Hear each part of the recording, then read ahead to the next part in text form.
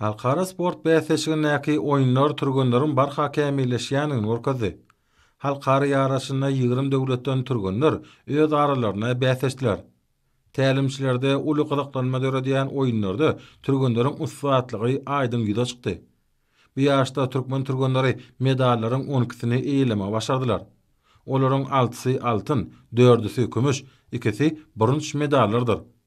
Duşlaryň her birine ýaş türgenleriň üstünligi bolan ihlasynyň ýokardygy äşkar boldy. Ýaş türgenlere tejribelerini artdyrmaga mümkinçlik berdi.